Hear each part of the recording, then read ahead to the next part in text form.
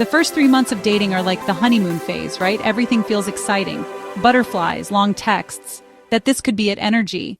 But let's be real. That's also when most people miss the signs that something's off. So before you get too deep, before you start planning a future with someone who might not even deserve a second date, let's talk about it. These are 7 red flags to look out for in the first 3 months of dating. If you notice even one of these, don't ignore it. Because what you overlook in the beginning is usually what breaks you later. Let's start with the classic one, hot and cold communication. One day, they're all in texting nonstop, making plans, super present. Then suddenly, silence, excuses, vague replies. Listen, everyone gets busy.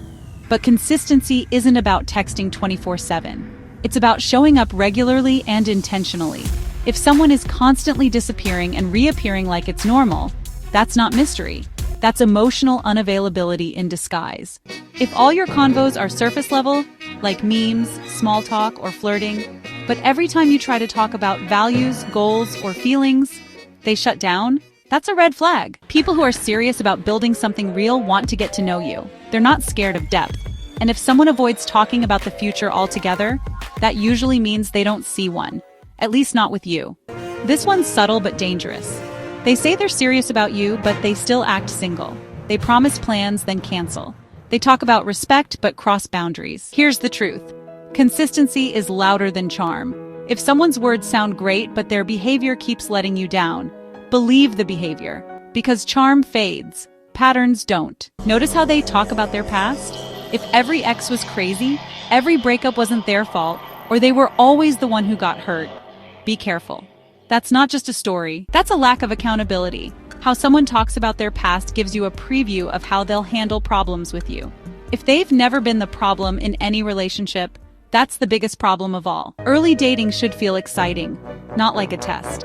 If you're constantly overthinking your texts, afraid to speak your mind, or feeling like you'll scare them off by being yourself, that's not chemistry. That's anxiety. The right person makes you feel safe. Not like you have to audition to be loved. This is a sneaky one, and super common. They move fast.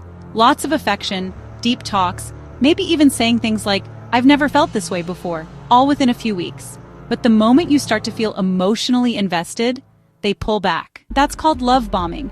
And it's not romantic, it's manipulative. Real connection builds over time, not overnight.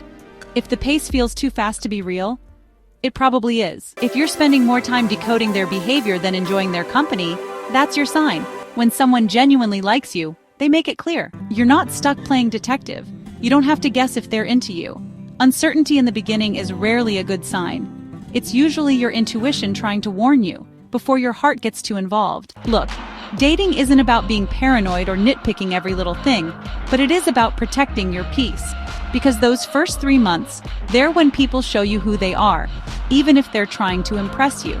The most dangerous red flags aren't the loud ones. They're the ones we explain away, because we're excited, hopeful, or scared to start over.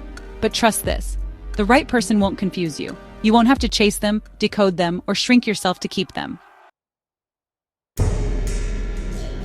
If any of these red flags hit home, take a step back. And if you want something that'll help you spot healthy versus toxic patterns fast, I dropped something in the description that can help. Thanks for watching. And remember, the earlier you spot the red flags, the less time you waste trying to repaint them.